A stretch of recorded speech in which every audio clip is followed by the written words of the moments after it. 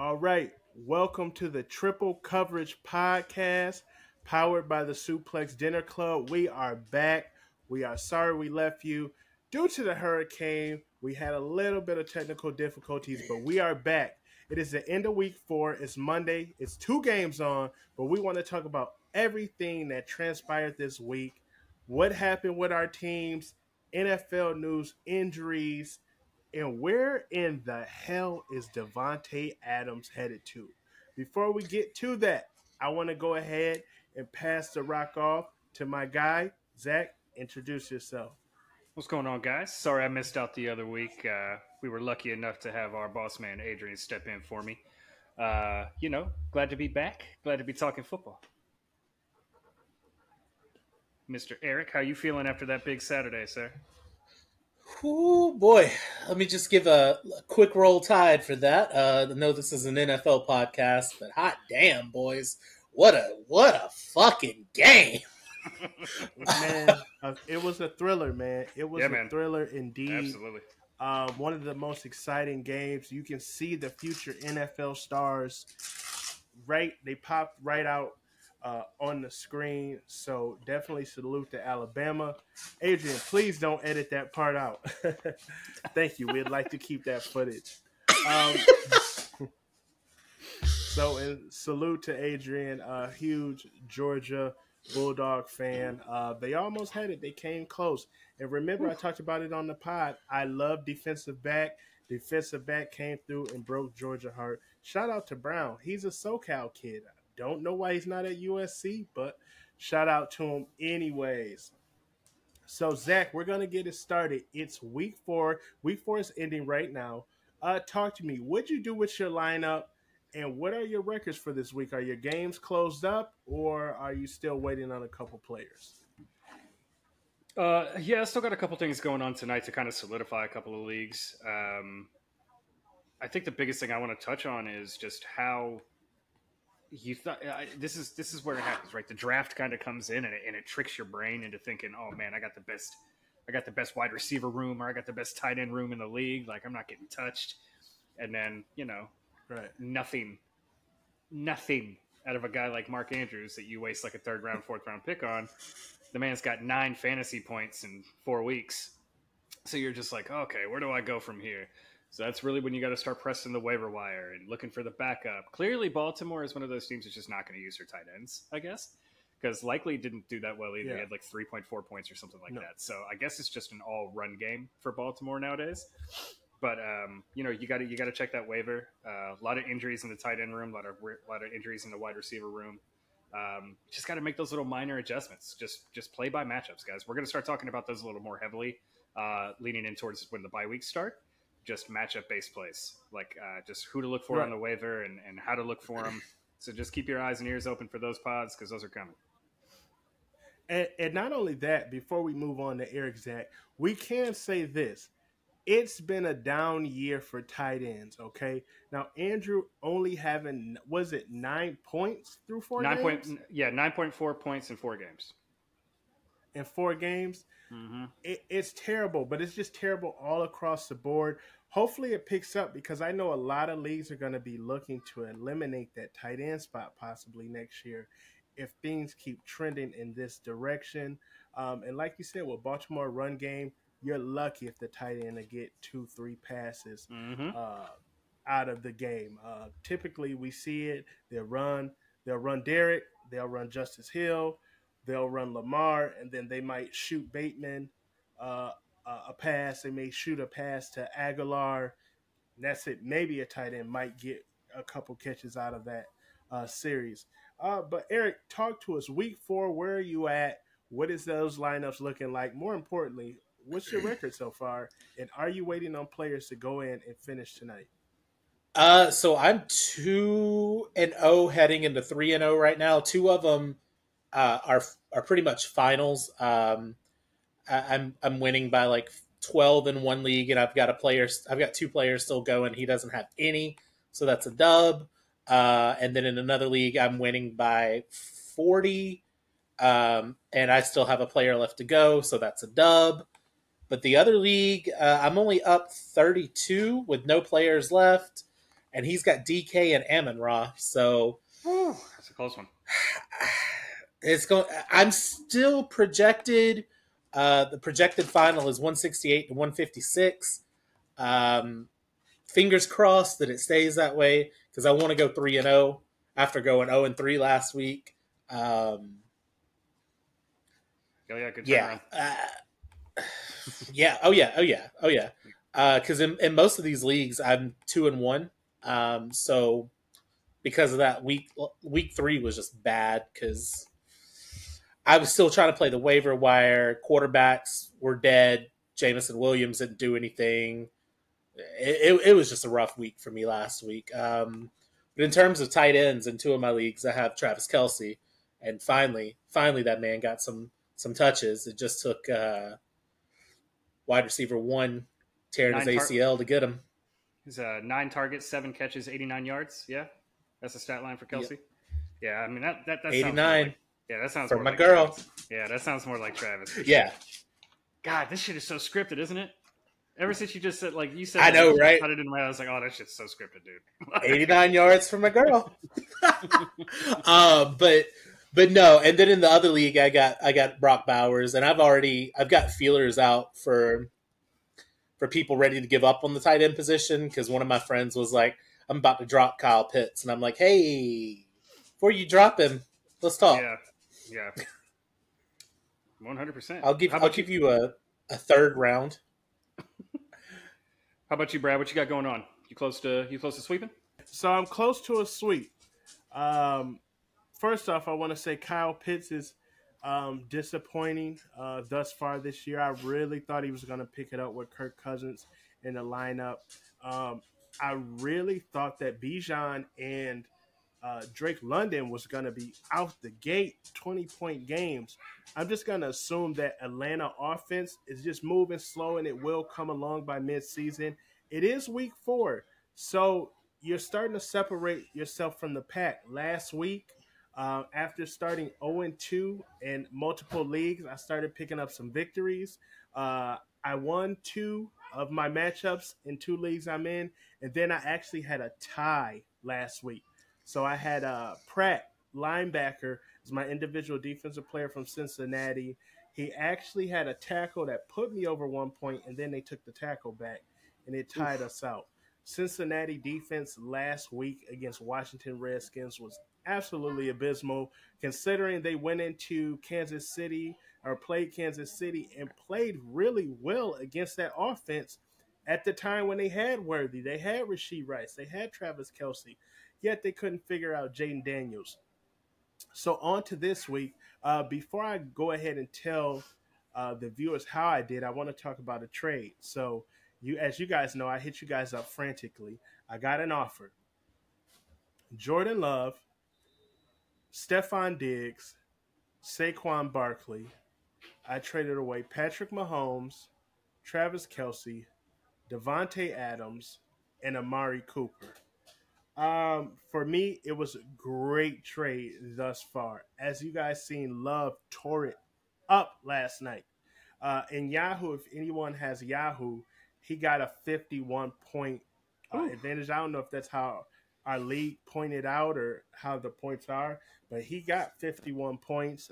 So he was the top scorer. Diggs had a solid day with 18. Saquon, not so much. He did like 14. But if that's a bad Saquon day, I'll take it. Absolutely. Another thing I did, I swapped out that Minnesota defense probably an hour before the game started for the Cleveland Browns defense. Cleveland had a defensive touchdown. They had a couple of sacks. So I was able to get double-digit points out of my defense, which was key. I'm up 157 to 108, and I still have a kicker and an individual defensive player this week to play for Seattle. I think this is going to be a pretty good matchup. Detroit and Seattle is both young. They got some great players that's on the cusp. Well, Amon-Ra is a Pro Bowler, and I'm pretty sure Gibbs is going to be one. And you got Weatherspoon and Reek Woolen over there in Seattle and DK. So I look forward to an explosive game. It'd be a good one. So right now I am in the driver's seat, 3-0. I had Derrick Henry in 2 of my leagues, so he kind of really just took the lead for me in those other 2 leagues last night. Um, but with that being said, I did mention Davante Adams in the trade, and I mentioned it in the intro. Eric, what do you think? Is this the last time we've seen Davante Adams playing for the Raiders? And if so, where do you think he's headed to? The last time, probably. I wouldn't want to risk it, not for the Raiders. That team's going nowhere fast. As for where he goes, I think we're pretty much all in agreement here. Unless Kansas City just throws something absolutely stupid at Vegas, which I don't think that Vegas would take anyway because interdivisional trades are always great in football. He's going to New York. The Jets, clearly. Okay. With Aaron Rodgers, who looks like he needs him right now. Bro, he looked so bad yesterday. We really thought that Garrett Wilson was going to come on as a wide receiver 1 this year, and he's kind of been struggling. So because Aaron don't like him. Yeah, I mean, we had that conversation before. Like, I mean, it was probably the first pod or while we were doing rankings and everything like that. Like, it was happening in camp. You know what I mean? Like, you saw the animosity immediately between those two. You knew right away that he wasn't going to be passing the ball to him. You know, like you could see it if you were paying attention. You saw it, right?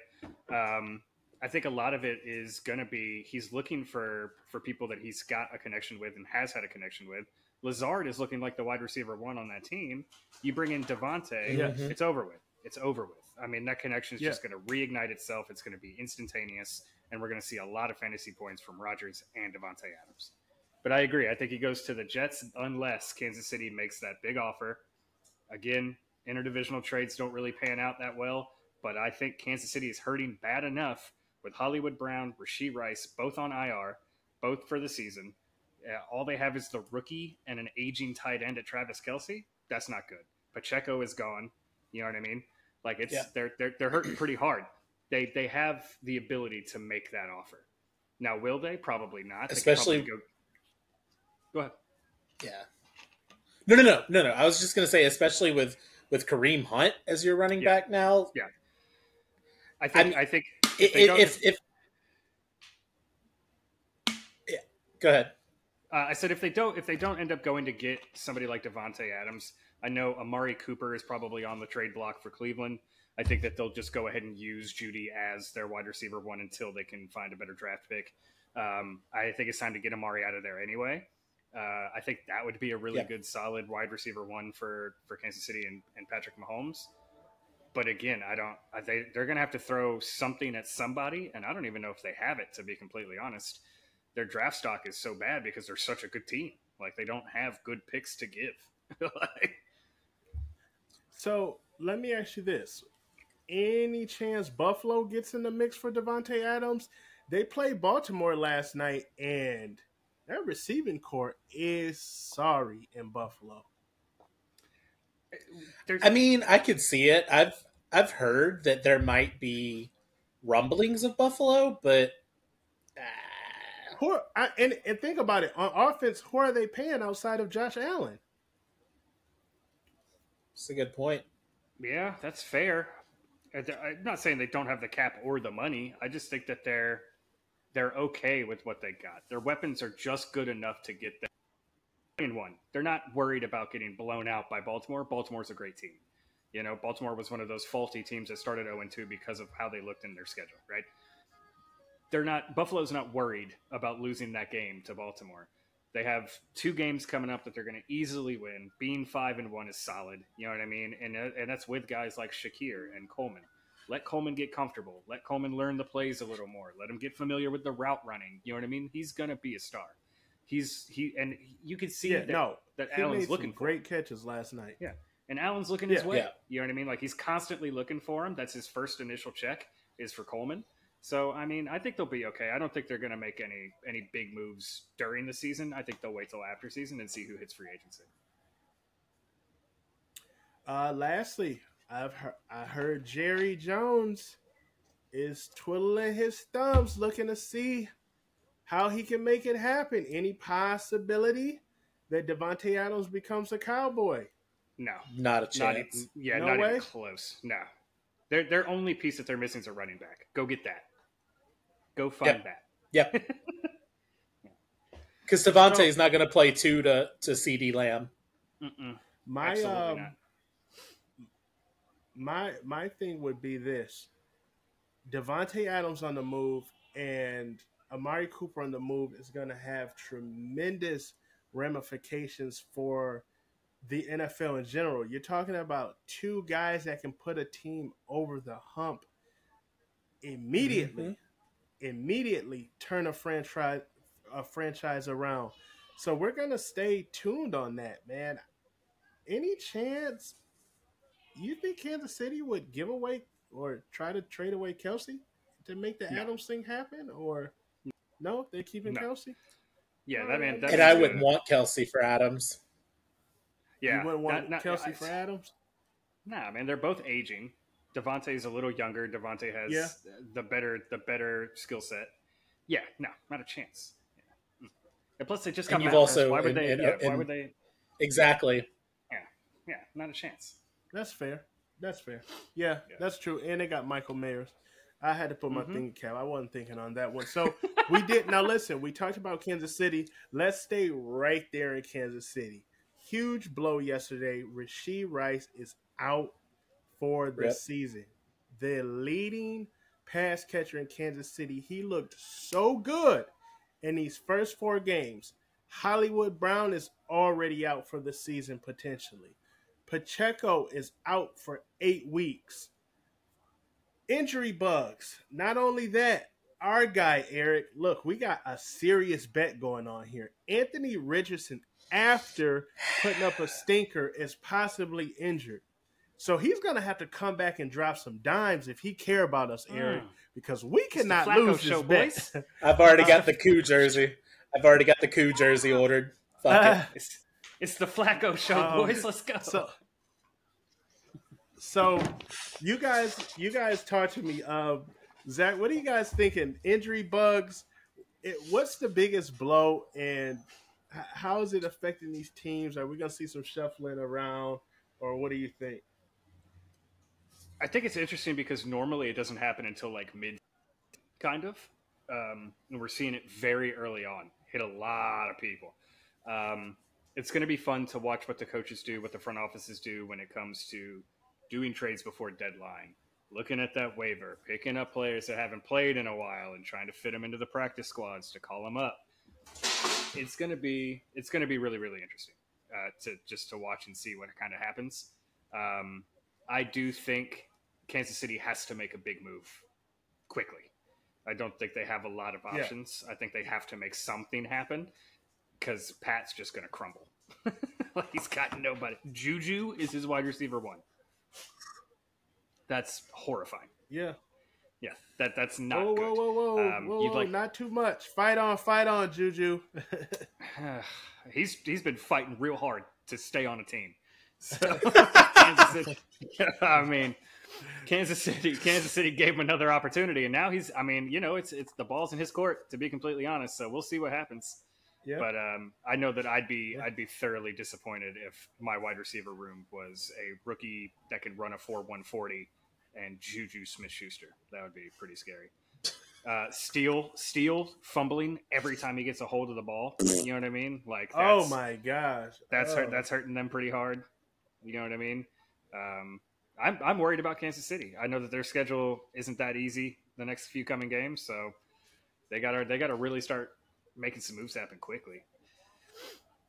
Yeah, most definitely. That's been the topic of this whole podcast is Kansas City. Let's talk about the Falcons, boys. So we can get into that and we can talk about it. The Falcons with a last-minute victory over the Saints. Zach, you're the residential Falcon fan. Tell me, is that defense legit? Because I have Olave and I have a few other Saints players spread throughout the league, and I'm like, yo, Falcons defense is for real this year? I told y'all at the beginning they were. Let them get in a groove. Let them find their identity. Let them find their scheme, and let them go.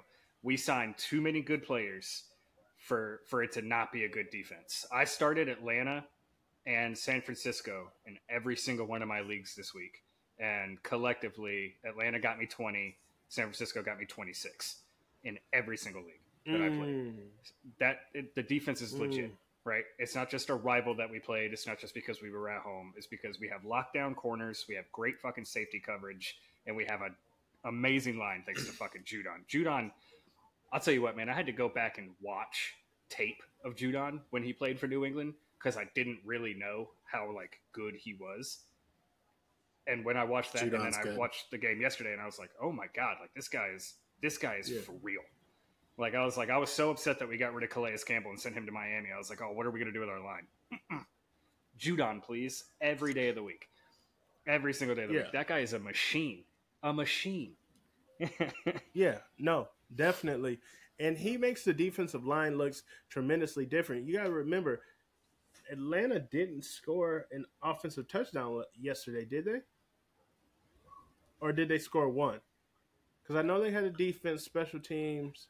Yeah, we scored two defensive touchdowns. No, we scored two defensive touchdowns and field goals because Koo had 20 points in fantasy. So I think that's all we got was defensive and Kirk threw for like 247 yards and an interception. He didn't have a touchdown. Yeah, 100%. That was all defense. That was all defense and special teams. That's crazy. And not to mention the prior week, you guys beat the Philadelphia Eagles with a last-minute interception. The prior week, we lost to the Chiefs because of that no defensive pass interference call. Oh, yeah. Okay, so should have beat the Eagles, should have beat the Chiefs. Yep, should have beat. We should. You guys did beat the Eagles. No, I'm saying we beat should the be 3-1. Yeah, should have beat the Chiefs, and we beat the Saints. We should be 3-1. Yeah. Mm-hmm.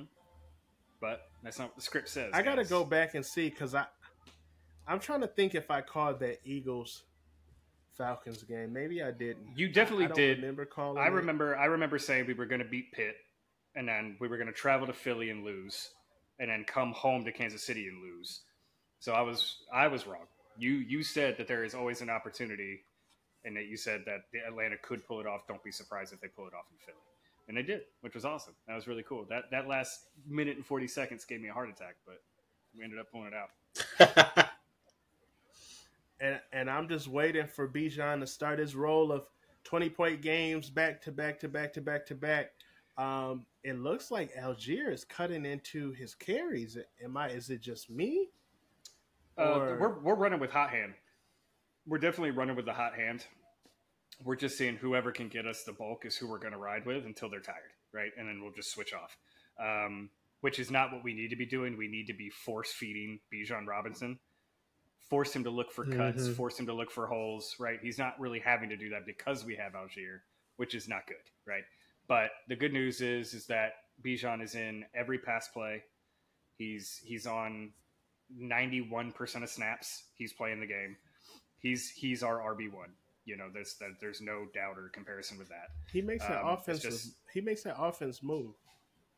He makes it different. He makes it very, very impactful.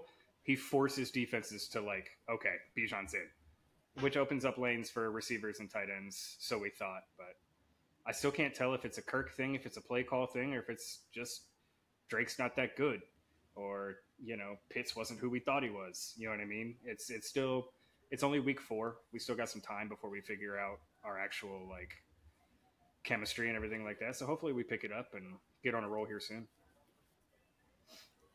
I think overall it's kind of like a Kurt thing because he has so many weapons, and it's like it's times I've seen Pitts wide open, and it's times I've seen where he could have hit Drake London.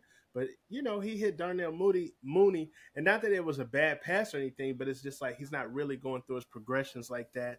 And you got to remember, when he was in Minnesota, he was constantly looking for one person.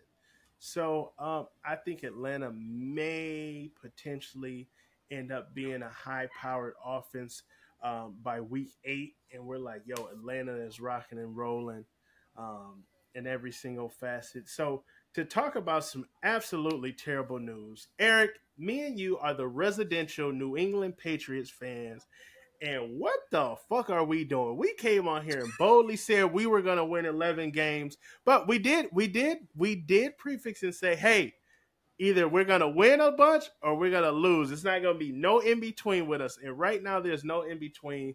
We are getting our ass kicked. And right now, I'll be honest, I am waiting for the Travis Hunter Patriots jersey to come out because that looks like where we're headed. What do you think, Eric? Talk to me about our Patriots, man. We all over it. We're dog water, bro. We are so fucking bad. No, I can't even put a finger on what's bad because, like, outside of Ramondre, there's no offense. And outside of, like, the outlier was yesterday with San Francisco. Like, our defense is absolutely phenomenal, but San Francisco just has so many weapons that it's hard to contain them. So I expected a bad performance from our defense yesterday, but Jacoby Brissett cannot throw a pass. Like, dude I don't even know if it's him because he doesn't have time to throw or if he's just a terrible quarterback. But, like, terrible quarterback. He's not the answer. Terrible. Yeah. He's not the answer. The receiving core is not the answer. No. Drake May is not going to be the answer. I don't know. I'm with you. Like, if it's not the Travis Hunter jersey, I need me a Luther Burden III jersey because we need some help. And we need some help bad. And we can, you know what we can do? We can be so polite. And we can trade Kendrick Bourne to Kansas City for their first round pick. Who says no? Kansas City. That would be Kansas an City interesting says swap. Yeah. No. It's definitely a hefty price tag for Kendrick Bourne. If I'm going to give away a first round pick, I'm definitely going to try my luck with Davante. Get better than Kendrick Bourne. Yeah. Yeah, no. 100% I'm gonna try now Ramondre Davante with that. I think we can let him go. I'll tell you why I think we can let him go. He's a dynamic runner. Unfortunately, he's being stifled in our offense. He cannot run because our quarterback is so bad. Our line is not good. He came out the blocks hot, and then he's cooled down the last couple of weeks. I mean, if you guys been paying attention to fantasy, I played against him 2 weeks in a row. He has been stinking it up. So we can do him a service and trade him away. And honestly, if we're looking at it, it's some good running backs coming out of college, right? So I say, why not, take a chance, roll the dice, finish out. Who we have? Gibson back there? We have Gibson back there, right? Yeah. Mm-hmm. Yeah. Mm-hmm. Yeah. Finished it out. We need to be in full tank mode, and that way we can go ahead and we can keep Christian Gonzalez. We can get Travis Hunter. He plays both sides of the ball. I don't think he'll play both sides in the NFL, or he'll do limited on both sides, limited snaps on offense.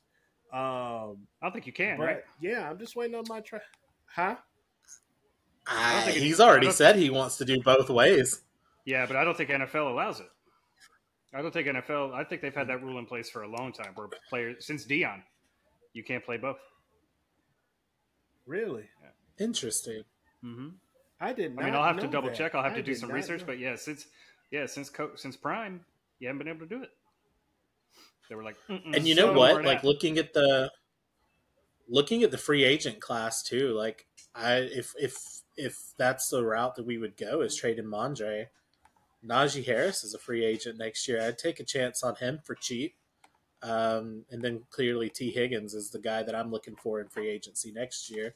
I mean, even just like for fantasy purposes, next year we could actually be a solid squad if we draft right, play the free agent market right, and have a quarterback, which I don't think we have one on the roster. Let's okay. I get being like a homer and everything like that, and be like, we need to win now. I think Drake May is going to end up. I don't want to win now for New England. Yeah, I think Drake May is going to be fine. I think you give him a full offseason with that team. Oh my God! Sorry, you give him a full offseason with that team. You know what I mean? You let him run through the progressions. Yeah. You let him get used to the playbook. I think he's a good enough quarterback that if you do go get weapons, like you just said, Like those two guys would be outstanding weapons for New England, not just for fantasy, but for actual fucking football purposes. They're a team. They're a. You just got to find those little itty bitty pieces, but you can't just draft Drake May and be like, "Fuck you, Drake." Absolutely not. And that was my issue. Like, we drafted Drake May and did nothing for him. So, like, at that point, what was the point of getting rid of Mac Jones? Because at the same time, we did the exact same thing for him. So, I don't know. I think that was mostly Belichick. And with this new regime, hopefully we can get Mayo, some guys in there. It seems like our locker room is 100% on board with Mayo. And, you know, it's just going to take the players getting into place. And I think that we knew what this year was coming into. You know, I think we made those 11-5 picks, 11-6, whatever we said we would be before we even traded Judon. And that changed a lot for me. So I think we knew that this was going to be a wash year. I don't know if it's going to be a number 1 or number 2, but we're the worst team in football, I think, at this rate. And that includes Carolina at this point. What that includes Carolina. What do you think? Hey, Red Rocket come in and he started slaughtering, man. So, Eric, what do you think we do if we're sitting at number 1? If we're smart, we take Travis Hunter. He's the most dynamic player in football right now. Like, he's the best. He's clearly the best player coming out. But at the same time, if, like Zach said, that you can't run both ways, we don't need another corner. So I would move back to 2-3, maybe draft Luther Burden or shore up the offensive line. You don't pass on Travis Hunter though. I know, like, it's just like Marvin Harrison, right? We were sitting right there, and we passed on Marvin Harrison. Like, we cannot make that mistake twice. I feel like that's a completely different situation, though, Brad. It's a little different. You needed a QB. You know what I mean? Now you don't need a QB. Now, if Marvin Harrison was in this next draft, not a chance y'all don't snag him, right? So I think that's another situation. If y'all are up there high enough to go get Travis Hunter, you don't pass on him. Mayo's not a dumbass. He's not going to let the GM fuck around and not get a good player that's going to help them for years to come. I do think that y'all play him at corner, not wide receiver, to be completely honest. That would be the scariest corner team. 1-2. League. Yeah, with Christian and Travis Hunter on the other side. That's horrifying for any wide receiver duo. That's petrifying. So I'd say that is kind of scary. Yeah, you play him at corner. I think he's better at corner. I think he's just getting more looks at receiver because it's the only one they have. I agree with that. I can agree with that. Yeah. I personally really, really, really want Travis. Like, don't get me wrong. Yeah. I just, in terms of roster construction, it doesn't make sense to me. But if I'm drafting and I'm sitting right there and Travis Hunter is in the palm of my hand, I'm squeezing that for every cent that it's worth. Fair enough. He's generational, like Deion. Yeah. I don't know if his career is gonna pan out like Deion, but man, when you watch him every single Saturday, you seen the interception he had against UCF, man. That was diving interception. That kid went for it. Yeah, he plays football, man. That's what I love about the kid. He can be as cocky as he fucking wants to be. He plays the game, and I have nothing but the utmost respect for Deion for finding that kid and being like, "You're doing both. I'm going to make you a star." Yeah, and he absolutely did. He's and what's crazy is Travis isn't even the cocky one. Yeah, Shedeur, no, that's a fact. Yeah. Travis definitely isn't the cocky one. He's more low key. Yeah, Shedeur is. So I saw his little beef with Cam, and I was like, "You better respect your elders, young man." No, most definitely. Now, fellas, listen. Before we wrap up Week 4, we're gonna be back on schedule, folks. So we will be here to have Week 5 episode out to help you guys get your lineup set and talk about what we're gonna be looking for going into Week 5. The bye weeks are starting to kick in. Saquon is on a bye, and a few other key players are going to be on a bye next week. So like Zach said, we're going to talk about those matchups, who we're going to be replacing and swapping out Saquon with and other players for next week.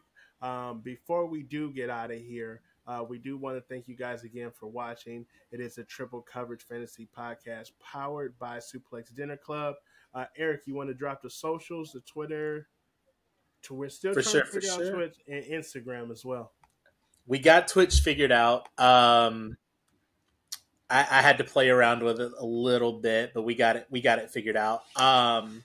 So they're all different tags, and I love it because what's chaos if not chaos, right? So the Twitter is at 3 coverage pod. That's the number 3 coverage pod. The Twitch is a very good question. Zach, if you do you want to plug the Insta real quick while I figure that one out? Yeah. So like he said, it's all different shit because every every social has different blockages, and you can't use this one because it's already been used 7 years ago. So our Insta is cover_3_pod. Get on over there, give us a follow, give us some likes. We're going to start posting a little more heavily now that the bye weeks are here. I'll start posting the schedules for the week. We'll start doing, now that the buys are hit, I'd like to get with the guys and start doing pick'ems for the week. That way you can see each and every one of us has, we'll circle our answers and who we think is going to win. And then we'll come at the end of the pod every week and kind of discuss those. I think that's the plan for the Instagram. So go give us a like, go give us a follow. And then we're hopefully going to be live on Twitch for a lot of the games coming. It's always fun to just sit around and talk football with the chat and with each other. The Twitch is 3coverage_pod, all one word. We had a test stream the other night that apparently had some kinks to it, but we figured it out.